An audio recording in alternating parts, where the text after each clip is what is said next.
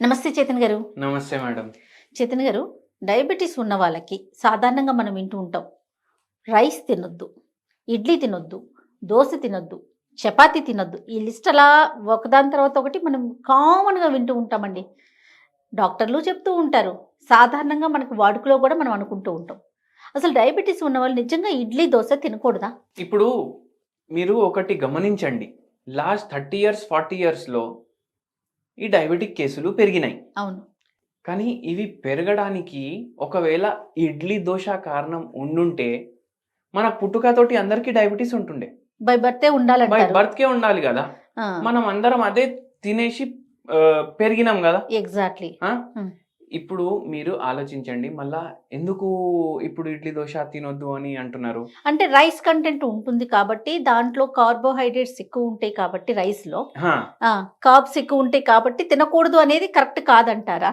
అయితే ఇప్పుడు చూడండి ఏమైపోయిందంటే ఓట్స్ తినండి. ఆ! ఓట్స్ తినండి అనేసి చెప్తారు. ఓకే. మనం ఏం చేస్తాం కిరాణా దుకాణానికి పోతాం అన్న ఓట్స్ ప్యాకెట్ ₹10 అది ఓట్స్ ఉప్మా అనేసి ఇప్పుడు అమ్ముతున్నారు. అవును. అది ఓన్లీ మీరు బాయిలింగ్ వాటర్‌లో వేయాలి. ఫినిష్ రెడీ అయిపోతది 2 నిమిషాల్లో. అవును. Ready to mix. Ready to mix ఉంది గదా! అది ప్రాసెస్డ్ ఓట్స్. ప్రాసెస్డ్. ప్రాసెస్ అయిపోయింది అది. ఓకే. అంటే ఉప్పు ఉంది, కారం ఉంది, ప్రిజర్వేటివ్ ఉంది, వెజిటబుల్స్ కూడా డీహైడ్రేట్ చేసి ఏసిండ్రు దాంట్లో. మీరు ఓన్లీ వాటర్ వేయాలి అంతే. అవును. అది ప్రాసెస్డ్ ఓట్స్ అది. ఓకే. ఇప్పుడు ఏమైపోయింది అంటే మనం రైస్ తింటాం కదా, మన తినే రైస్ కూడా ప్రాసెస్ అయి వస్తుంది. అరే డబుల్ పాలిష్ రైస్ వైట్ ఉంటుంది బాగుంటుంది జర స్వీట్ అనిపిస్తుంది, అవును. అవునా కదా? హ్మ్. అట్లనే సింగిల్ పాలిష్ రైస్ కూడా ఉంటుంది, అన్పాలిష్డ్ రైస్ కూడా ఉంటుంది, బ్రౌన్ రైస్ కూడా ఉంటుంది, రెడ్ రైస్ ఉంటుంది, బ్లాక్ రైస్ ఉంటుంది. హ్మ్.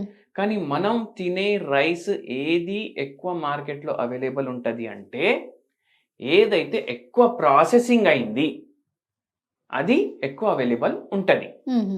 మనం ఆ ఓట్స్ ప్యాకెట్ తీసుకొస్తాం కదా, దాని గ్లైసిమిక్ ఇండెక్స్ మన అన్పాలిష్డ్ రైస్ కన్నా ఎక్కువ ఉంటుంది. ఓహ్! అంటే ఇప్పుడు అన్పాలిష్డ్ రైస్ మీరు తిన్నారనుకోండి, మీకు షుగర్ స్పైక్ ఎంత వస్తుంది, దానికన్నా ఎక్కువ షుగర్ స్పైక్ మీకు ఆ ఓట్స్ ప్యాకెట్ తోటి వస్తుంది. హుహు. అది ఒకటి. ఓకే. మళ్ళీ ఇంకోటి ఏంది అంటే ఇప్పుడు మనం హోటల్కి పోయినాం అనుకోండి, హోటల్ కంటే మంచి హోటల్కి పోయినాం మనం. ఇప్పుడు ఒక కెఫే చాలా ట్రెండింగ్లో ఉంటుంది ఇడ్లీల కోసం, దోశల కోసం, అవునా కాదా? హ్మ్. వాళ్ళ బ్రాంచ్ హైదరాబాద్లో కూడా ఓపెన్ అయింది. ఓకే. ఆడికి పోతే మనం ఇడ్లీ తినాలనిపించిన, దోశ తినాలనిపించిన డైరెక్ట్ పోయి ఆర్డర్ ఇవ్వము. ఫస్ట్ రేట్ కార్డ్ చూస్తామా లేదా చెప్పండి? 100%. చూస్తాము. హ్మ్. ₹300కి దోశ వస్తే మీరు ఎన్ని దోశలు తింటారు? ఒక్కటే తింటారు. ఒకటి.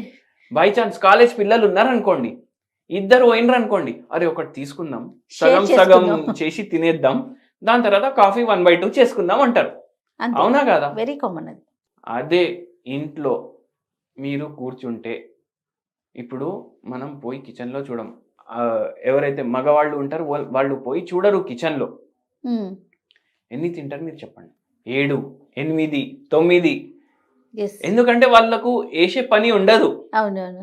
కూర్చొని తినే పని ఉంటది. నాకు 10+ తినేవాళ్ళు కూడా తెలుసు చేతన్ గారు. యెస్. అయితే చపాతీలు గాని, దోసలు గాని 10+ కూడా తింటారు కొంతమంది. ఒకవేళ మనం వాళ్ళకు చెప్పినాం అనుకోండి, అరే కోపమొస్తుంది. కోపం వస్తుంది, అరే తినేటప్పుడు లెక్క పెడతారా, ఆ! అట్లా లెక్క పెట్టొద్దు దిష్టి పడుతుంది మళ్ళీ ఆ! నాకు అనేసి అంటారు.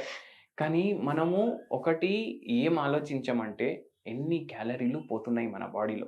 యెస్. ఏం డౌట్ ఉంటుందంటే చాలా మందికి ఒక అపోహ ఉంటుంది, ఏంది, అరే ఇంట్లో వండేసి తినేటివి ఏది తిన్నా హెల్త్కి చాలా మంచిది, హ్మ్. అవునా కదా? హ్మ్. హెల్త్కి మంచిది కాదు, హైజీనిక్ ఉంటుంది. అవును.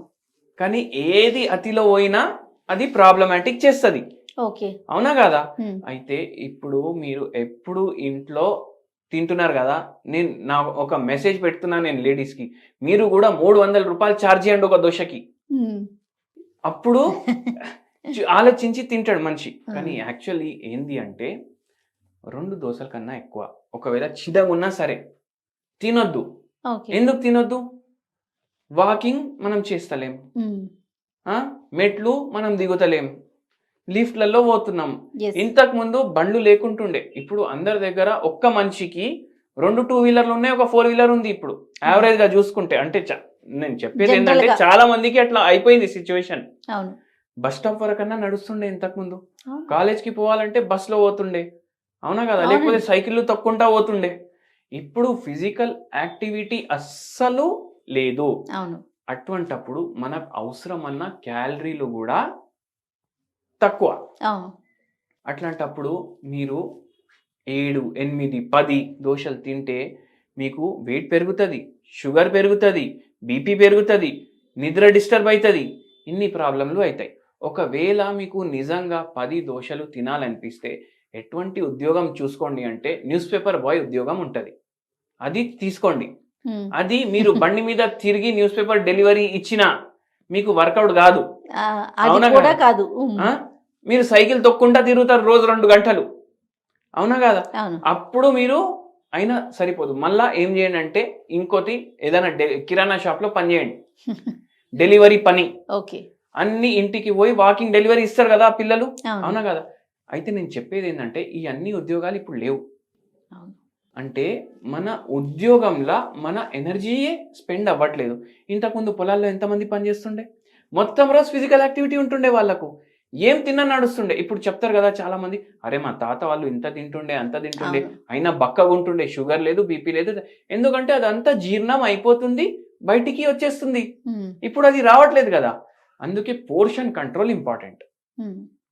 మీరు ఏం చేయండి అంటే ఇప్పుడు ఏం చేస్తాం, రైస్, పప్పు, వైట్ కలర్ ఏం పప్పు మేడం, మినపప్పు. మినప్పప్పు కదా. అయితే అట్లా చేస్తే ఇడ్లీలు తయారవుతాయి కదా. ఆ, మీరు వైట్ రైస్ బదులు బ్రౌన్ రైస్ అన్న వాడండి, కొంచెం రాగులేయండి దాంట్లో. ఓకే. అట్లా చేస్తే ఏమవుతుందంటే దాని గ్లైసిమిక్ ఇండెక్స్ తగ్గుతుంది. ఆ, రాగి దోశది గ్లైసిమిక్ ఇండెక్స్ సగం ఉంటుంది మీరు రైస్ దోశ చేసుకునే దానికి. ఓకే. రైస్ది 100 ఉందనుకోండి, రాగులతో చేసిన దోశది 50 ఉంటుంది.